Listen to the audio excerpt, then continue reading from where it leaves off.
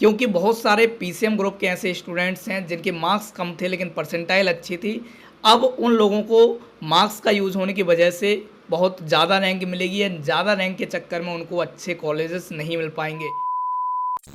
Hello everyone, this side Alok Sahu. I am BTech pass out student from NDRI Karnal and right now I am working in Amul and आप लोगों को पता होगा कि आप लोग ICAR 2025 के रजिस्ट्रेशन को लेकर बहुत ही इंतज़ार कर रहे थे एंड आपको पता होगा कि कल जो है आपके रजिस्ट्रेशन रिलीज़ हो चुके हैं एंड बहुत सारे स्टूडेंट्स ने अपने रजिस्ट्रेशन कर भी लिए होंगे एंड बहुत सारे ऐसे स्टूडेंट भी होंगे जिन्होंने अभी तक अपने रजिस्ट्रेशन नहीं किए होंगे या फिर डाउट होगा कि आज नहीं तो कल कर ही लेंगे। तो आपको पता होगा कि ये जो आपका नोटिस है 1 तारीख को रिलीज़ किया गया था आईसीआर की ऑफिशियल वेबसाइट पर, जिसमें बताया गया था कि आपके जो यूजी के रजिस्ट्रेशन हैं वो 2 तारीख से लेकर 8 तारीख तक हो रहे होंगे। तो जिन स्टूडेंट्स को आईसीआर की काउंसलिंग में पार्टिसिपेट करना है उनको ये पता होना चाहिए कि ये रजिस्ट्रेशन करना आपके लिए बहुत ही इंपॉर्टेंट है। अगर आप रजिस्ट्रेशन नहीं करेंगे तो फिर आपकी रैंक नहीं बनेगी और रैंक नहीं बनेगी तो आप आईसीआर की काउंसलिंग में पार्टिसिपेट नहीं कर सकते हैं। इसलिए आईसीआर के रजिस्ट्रेशन करना बहुत ही ज़रूरी है एंड इस बार पिछले साल से बहुत ही ज़्यादा चेंजेस किए गए हैं। ना ही आपको इस बार कोई मेल भेजा गया है, ना ही आपको आईडी पासवर्ड भेजा गया है। मैंने आपको ये पहले भी बताया हुआ था कि ये लोग शायद मेल आईडी ना भेजकर एक नया रजिस्ट्रेशन का पोर्टल ओपन कर देंगे जहां से आप खुद अपना आईडी पासवर्ड जनरेट कर सकते हैं। तो सेम इन्होंने इस बार यही किया है कि आपको इस बार अपना आईडी पासवर्ड खुद से जनरेट करना है। इस बार आईसीआर वालों ने ना ही आपको मेल पे आईडी भेजा है, ना ही आपको कोई पासवर्ड भेजा है। यानी कि इस साल जो भी स्टूडेंट्स सीयूईटी में पीसीएम, पीसीबी, एबीसी जिन भी 3 सब्जेक्ट मिनिमम कॉम्बिनेशन जो अपीयर हुए थे वो स्टूडेंट आईसीआर की काउंसलिंग में पार्टिसिपेट कर सकते हैं। बहुत सारे स्टूडेंट्स को ये डर था कि भैया अगर इन्होंने मेल भेजा तो बहुत सारे ऐसे स्टूडेंट्स निकलेंगे जिनके मार्क्स अच्छे थे, वो लोग रजिस्ट्रेशन करेंगे, काउंसलिंग करेंगे, तो उससे क्या है कि कट ऑफ जो है वो बढ़ जाएगा। तो उस चक्कर में देखो आप लोगों के लिए तो अच्छा हुआ है कि सोते हुए लोगों को नहीं जगाया है। ये अच्छी चीज़ है कि भाई जो लोग अवेयर थे, जो लोग वेट कर रहे थे, सिर्फ वही लोग आईसीआर की काउंसलिंग में पार्टिसिपेट कर पा रहे होंगे। तो इससे ये रहेगा कि जेन्युइन स्टूडेंट जो वाकई में आईसीआर की काउंसलिंग में पार्टिसिपेट करके कॉलेजेस में जाना चाहते थे तो सिर्फ वही लोग जा रहे होंगे। तो ये काफ़ी अच्छी चीज़ है। लेकिन इसमें मैथ वाले स्टूडेंट्स के लिए इस बार बहुत बुरा हुआ है। हम सभी को लग रहा था कि परसेंटाइल से इस बार आपकी जो है रैंक बनेगी, क्योंकि पहले भी इन्होंने परसेंटाइल का यूज़ करके रैंक बनाई थी, लेकिन इन्होंने यहाँ पूरा चीज़ें जो है बदल के रख दी हैं। सीयूईटी से स्कोर ही उठा लिया है, आपको भरने का भी ऑप्शन नहीं दिया है। यानी कि इस बार परसेंटाइल से रैंक नहीं बन रही है, इस बार मार्क्स से रैंक बन रही है, जो कि मैं कहूँगा कि शायद गलत है, क्योंकि बहुत सारे पीसीएम ग्रुप के ऐसे स्टूडेंट्स हैं जिनके मार्क्स कम थे लेकिन परसेंटाइल अच्छी थी। अब उन लोगों को मार्क्स का यूज़ होने की वजह से बहुत ज़्यादा रैंक मिलेगी या ज़्यादा रैंक के चक्कर में उनको अच्छे कॉलेजेस नहीं मिल पाएंगे। तो मैथ वालों के लिए ये सबसे बेकार चीज़ है। आई नो कि आप लोग क्या फील कर रहे होंगे, क्योंकि मैथ वाला स्टूडेंट बायो वाले जितने मार्क्स सिक्योर कर ही नहीं सकता है। अगर आईसीआर वाले ऑफिशियल्स में थोड़ा सा दिमाग होता, मेरे हिसाब से उनको ऐसा नहीं करना चाहिए था। ये गलत डिसीजन है। लेकिन चलो, इसमें कुछ स्टूडेंट्स के साथ अच्छा भी हुआ है, जैसे कि एबीसी ग्रुप के जो स्टूडेंट्स थे उनके मार्क्स अच्छे थे लेकिन परसेंटाइल उतनी अच्छी नहीं थी, क्योंकि एबीसी ग्रुप में बहुत सारे स्टूडेंट्स ऐसे होते हैं जो अच्छा स्कोर कर लेते हैं। तो उस चक्कर में क्या था कि उनकी परसेंटाइल जो है कम बनी हुई थी। लेकिन इस बार मार्क्स का यूज होने से एबीसी ग्रुप के स्टूडेंट्स को फ़ायदा हुआ है, लेकिन पीसीएम ग्रुप के स्टूडेंट्स को बहुत ज़्यादा नुकसान हुआ है। एबीसी ग्रुप के साथ साथ पीसीबी ग्रुप के स्टूडेंट्स को भी फ़ायदा हुआ है, क्योंकि उनके मार्क्स अच्छे थे लेकिन परसेंटाइल अच्छी नहीं थी। परसेंटाइल बेसिस पर जो चीज़ें होती थी तो उसमें क्या है, मैथ वाले स्टूडेंट्स को बहुत फ़ायदा होता था। लेकिन इस बार सबसे ज़्यादा नुकसान जो है वो मैथ वाले स्टूडेंट्स को हो रहा होगा। यानी कि बीटेक जैसे कोर्सेज में जिनमें पीसीबी के स्टूडेंट्स एलिजिबल कर दिए गए थे, अब उनमें सिर्फ और सिर्फ मुझे लगता है कि पीसीबी वाले स्टूडेंट्स ही जा पाएंगे, मैथ वाले शायद जा ही नहीं पाएंगे। बट इसका मतलब ये बिल्कुल भी नहीं है कि अगर आप पीसीएम ग्रुप से हैं तो आपको काउंसलिंग में पार्टिसिपेट नहीं करना है या काउंसलिंग में हिस्सा नहीं लेना है। आपको बढ़ चढ़ के हिस्सा लेना है, सारी चीज़ें आपके फेवर में होंगी। बहुत सारे ऐसे कॉलेजेस हैं जो कि सिर्फ पीसीएम को अलाउ कर रहे हैं, और जो सिर्फ पीसीएम को अलाउ करेंगे उसमें सिर्फ पीसीएम वाले स्टूडेंट ही जा पाएंगे। एंड उसमें आपको ये अच्छा रहेगा कि भाई आपकी रैंक कितनी भी हायर क्यों ना हो, सिर्फ पीसीएम वाले जाएंगे तो पीसीएम वाले स्टूडेंट्स की इस बार जो रैंक है वो हायर ही बनेगी। जैसे कि हमारे टाइम पर हुआ था, हमारे टाइम पर यही हुआ था कि भैया पीसीएम वाले हों, पीसीबी वाले हों, एबीसी वाले हों, कोई मैटर नहीं करता। आपके जितने नंबर हैं उसी नंबर के बेसिस पर आपकी रैंक बना दी गई थी। ये चीज़ें गलत है, लेकिन अब जो हो रही हैं हमें उसी के हिसाब से चलना पड़ेगा। तो इस बार आपका जो रैंक बनेगी परसेंटाइल से नहीं, आपके मार्क्स से बनेगी। तो एबीसी वाले खुश रहिए, आपका बहुत अच्छा हुआ है। पीसीबी वालों के लिए भी खुशी का ही चीज़ है कि भाई उनके मार्क्स कंसिडर किए जाएंगे, इस बार परसेंटाइल कंसीडर नहीं की जाएगी। तो देखो वेबसाइट ओपन हो चुकी है। आप icrcounseling.com, आप सेम इस पोर्टल को जब आप लिखेंगे icrcounseling.com लिखकर आप गूगल पर सर्च करेंगे तो आप आसानी से इस वेबसाइट को पा रहे होंगे। लेकिन अगर सिर्फ आप नॉर्मली ICR काउंसलिंग करके कुछ लिखेंगे तो आपको ये वेबसाइट ही नहीं मिल पा रही होगी। तो अगर वेबसाइट आपको ढूंढनी नहीं है तो मैं कमेंट सेक्शन में पिन कर दूंगा, आप वहाँ से डायरेक्ट वेबसाइट को पा सकते हैं। और इस तरीके का पोर्टल आपको सबसे पहला पेज खुलता हुआ दिख रहा होगा, जिसमें इन्होंने अपना जो पब्लिक नोटिस निकाला था वो दिखा रखा है और 3 लिंक जनरेट कर रखी है, न्यू रजिस्ट्रेशन, एप्लीकेंट लॉगिन और यूनिवर्सिटी लॉगिन। तो न्यू रजिस्ट्रेशन उन स्टूडेंट के लिए है जो लोग अभी तक रजिस्टर नहीं किए हुए, यानी सबसे पहले आपको रजिस्ट्रेशन करना है। एंड उसके बाद जब रजिस्ट्रेशन करके आप अपनी आईडी पासवर्ड जनरेट कर लेंगे, फिर आपको न्यू रजिस्ट्रेशन का यूज़ ना करके एप्लीकेंट लॉगिन के थ्रू सारी चीज़ें करनी है। तो यहाँ हमारे एक स्टूडेंट की आईडी पासवर्ड का हम यूज़ करके आपको दिखा रहे होंगे कि कैसे आपको रजिस्ट्रेशन करना है एंड कैसे आपको एप्लीकेंट लॉगिन में लॉगिन करके आगे की चीज़ें प्रोसीड करनी है। तो यहाँ से आपकी सारी काउंसलिंग की चीज़ें स्टार्ट हो रही होंगी। जब आप न्यू रजिस्ट्रेशन पर क्लिक करेंगे तो आप इस तरीके के पेज पर पहुँच रहे होंगे। ये आपको सारी चीज़ें दिख रही हैं। जब आप पहले वाले ऑप्शन पर क्लिक करेंगे ना, न्यू रजिस्ट्रेशन, तो आपको इस तरीके का फॉर्मेट खुलता हुआ दिख रहा होगा। इसमें सबसे आपको पहले क्या करना है कि भैया आपको ये चूज़ करना है क्वालिफाइड CUET ICAR UG 2025। जब आप इसको चूज़ कर लेंगे तो आपको ये सारी डिटेल्स क्या किस में भरना है सारा कुछ लिखा हुआ दिख जाएगा। तो आपको जब ये चूज़ करने के बाद आपको इधर एप्लीकेशन नंबर लिखना है, जो आपका CUET फॉर्म में होता है आपका एप्लीकेशन नंबर। एप्लीकेशन नंबर के जस्ट बगल में आपको देखने को मिलेगा कि आपका रोल नंबर भी लिखा हुआ है, जिसमें अगर आप यूपी से हैं तो यूपी का लिखा रहेगा, एमपी से है तो एमपी का लिखा रहेगा, राजस्थान से है तो राजस्थान का लिखा रहेगा। यानी दो वर्ड लाइक यूपी का यूपी, एमपी का एमपी, राजस्थान का RJ, हरियाणा का HR, इस तरीके से जो आपको रोल नंबर लिखा मिलता है आपको वो रोल नंबर फिल करना है। फिर अपनी जो आपकी डेट ऑफ बर्थ है वो फिल करनी है।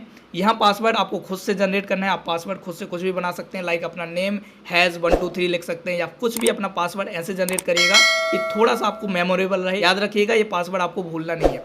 इंटर पासवर्ड करने के बाद आपको सेम पासवर्ड कंफर्म करना है और यहाँ सिक्योरिटी क्वेश्चन जो भी 10 + 8 जो भी 18 बन रहा है तो आपको वो लिख कर continue to complete registration form पर क्लिक करना है। जब इस पर आप क्लिक करेंगे तो इस तरीके से दिख रहा होगा कंफर्म फील्ड इन्फॉर्मेशन, जिसमें ICR वाले आपका जो मार्क्स का डेटा है यानी कि जो स्कोर का डेटा है वो ईजिली डायरेक्ट उठा लेंगे। आपको डेटा फिल करने की कोई ज़रूरत नहीं है, सीधा डेटा आपका उठाया जाएगा। एंड आपको ये दिख रहा होगा कि entrance exam qualified CUET ICAR UG 2025 में आपने किस किस सब्जेक्ट से एग्जाम दिया था। तो इन्होंने PCM से दिया हुआ है, तो PCM में इनका तीनों सब्जेक्ट दिख रहे हैं और तीनों का स्कोर दिख रहा है। ऐसे ही अगर आपने PCB से एग्जाम दिया होगा तो PCB के स्कोर दिख रहे होंगे, PCM से दिया होगा तो PCM का स्कोर दिख रहा होगा, ABC से दिया होगा तो ABC का स्कोर दिख रहा होगा। ठीक है, तो यहाँ आपका वो स्कोर दिखाई दे रहा होगा जिसका आपने CUET के एग्जाम में पेपर दिया था। ठीक है, तो इसके बाद आपको एक OTP आपके मेल पर गई होगी, आपको OTP यहाँ फिल करनी है। OTP फिल करने के बाद आपको सेम होम पेज पर आना है और आपको इसके बाद एप्लीकेंट लॉगिन पर क्लिक करना है। एप्लीकेंट लॉगिन पर जब आप क्लिक करेंगे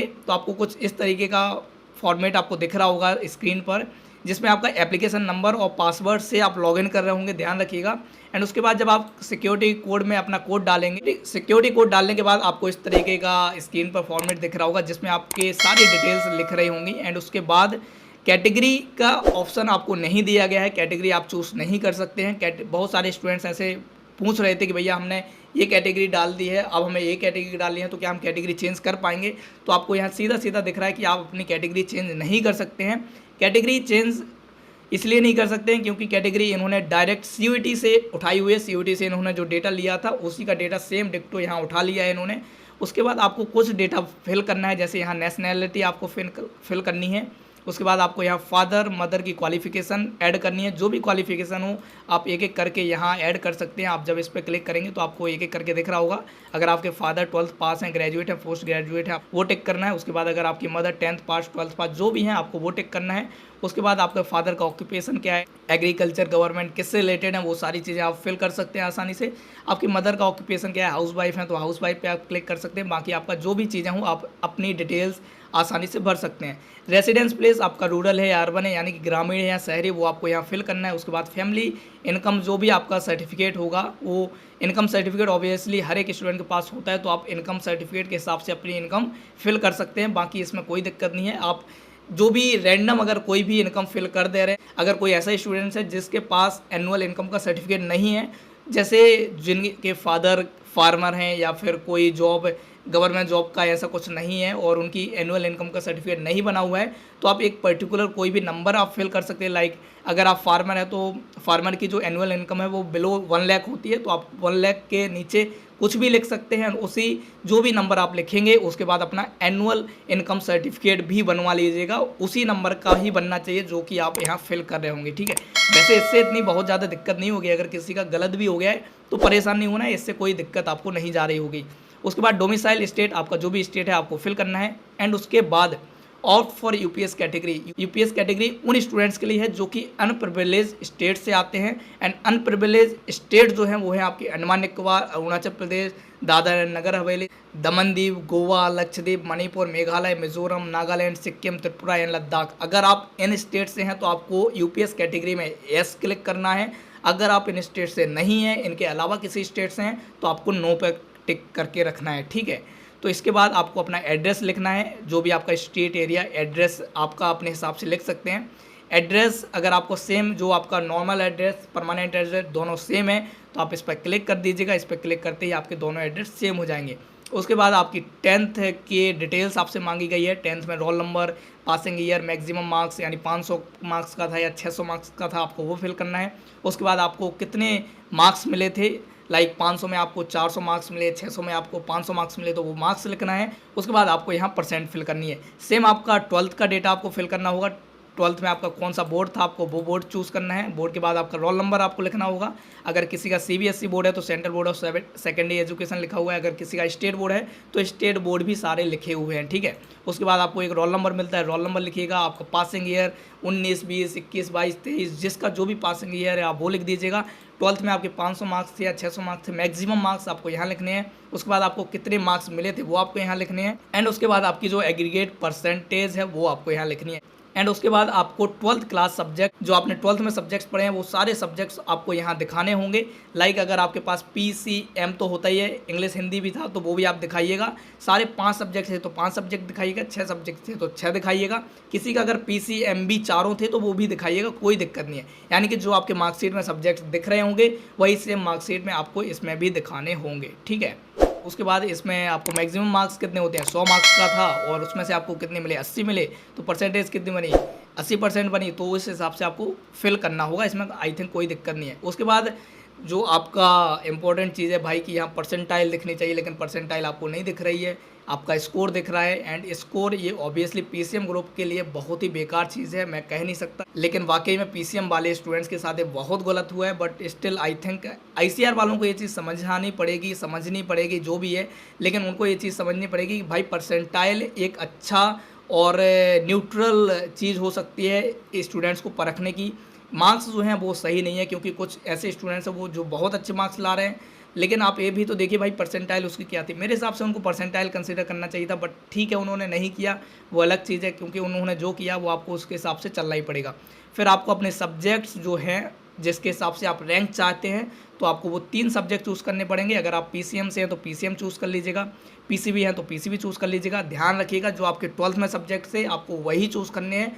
अगर कोई PCM वाला बच्चा ABC के साथ एग्ज़ाम दे के आ गया तो फिर उसके पास तो ऑप्शन ही रहेगा कि भाई ABC चूज़ कर ले। लेकिन ठीक है, अगर आपको काउंसलिंग में पार्टिसिपेट करना है तो कर सकते हैं, लेकिन वेरिफिकेशन के टाइम पर मोस्टली यूनिवर्सिटीज़ आपको रिजेक्ट कर रहे होंगे अगर आपके 12th और CUET के सब्जेक्ट्स अलग अलग हुए तो। लेकिन अलग भी हुए फिर भी मैं कहूँगा आप पार्टिसिपेट करिए, बाकी बाद में चीज़ें आप देख लेंगे, कोई दिक्कत नहीं है, ठीक है। उसके बाद आप तीनों सब्जेक्ट जो भी आपको सब्जेक्ट कंसीडर करवाने हैं अपने रैंक के लिए आप यहाँ टिक कर रहे होंगे। एंड उसके बाद आपको डिक्लेरेशन पर टिक करना है एंड देन आपको अपडेट रजिस्ट्रेशन डिटेल्स पर फाइनल टिक कर देना है। तो इससे क्या होगा कि आपकी सारी डिटेल्स जो भी इनको चाहिए वो सारी डिटेल्स आपकी फिलअप हो जाएंगी। तो इस तरीके से पूरा आपका चीज़ें हो रही होती हैं, इस तरीके से आपको रजिस्ट्रेशन आपका कंप्लीट हो जाता है। एंड इसके बाद आपको ब्लॉक एंड कंफर्म करने का ऑप्शन आएगा कि भाई आपका जो भी आपने डिटेल्स रखी हैं अब आप चेंज नहीं कर सकते, आप लॉक कर दीजिएगा। तो आप लॉक, जब आपकी सारी डिटेल्स एक बार आप देख लीजिएगा, सारी डिटेल्स सही होंगी तो फिर आप उसको लॉक भी कर सकते हैं, ठीक है। लॉक करने के बाद आपको चेंज करने का ऑप्शन नहीं मिलेगा, बट स्टिल मेरे हिसाब से आप इतनी चीज़ें तो आसानी से समझ पा रहे होंगे। तो ये था आपका पूरा रजिस्ट्रेशन का स्टेप बाय स्टेप चीज़ें। बाकी अगर किसी को कोई डाउट होता है तो कमेंट सेक्शन आपके लिए खुला हुआ है, कमेंट करिए, हमारी पूरी कोशिश होगी कि हम आपके कमेंट्स के रिप्लाई कर रहे होंगे। बाकी अभी तक अगर आपने हमारा पर्सनल काउंसलिंग प्रोग्राम ज्वाइन नहीं किया है तो आप इसको ज्वाइन कर सकते हैं। ये प्रोग्राम उन स्टूडेंट्स के लिए बहुत ही हेल्पफुल हो सकता है जिनको कॉलेजेस का, कोर्सेज का, प्रेफरेंसेस का आइडिया नहीं है। इस प्रोग्राम में हम आपको सारी चीज़ें प्रोवाइड कर रहे होते हैं एंड स्टिल हम आपको लाइव सेशन में आपको 899 का ऑफर दे रहे होते थे, 200 रुपये का ऑफ मिलता था। बट अब हमारा आप प्रोग्राम 899 में कभी भी ज्वाइन कर सकते हैं, यानी कि अब आपको 200 रुपीज़ का ऑफ, प्योर ऑफ मिल चुका है। आप कभी भी 899 में ज्वाइन कर सकते हैं, कोई दिक्कत नहीं होगी आपको। तो अगर आपको लगता है कि आपको ज्वाइन करने की ज़रूरत है तो आप इस प्रोग्राम को ज्वाइन कर सकते हैं। ये प्रोग्राम आपके लिए बहुत ही फ्रूटफुल हो सकता है। तो दैट्स ऑल यार, मेरे हिसाब से सारी चीज़ें आपको क्लियर हो गई होगी। बाकी किसी का कोई भी डाउट रहता है कमेंट सेक्शन में कमेंट करो, हमारी पूरी कोशिश होगी कि हम आपके कमेंट्स के सॉल्यूशन ला रहे होंगे या फिर उन पर डेडिकेटेड वीडियो बना रहे होंगे। तो अभी तक के लिए इतना यार, बाकी मिल रहे होंगे अगली वीडियो में, तब तक के लिए चलते हैं, बाय, टेक केयर।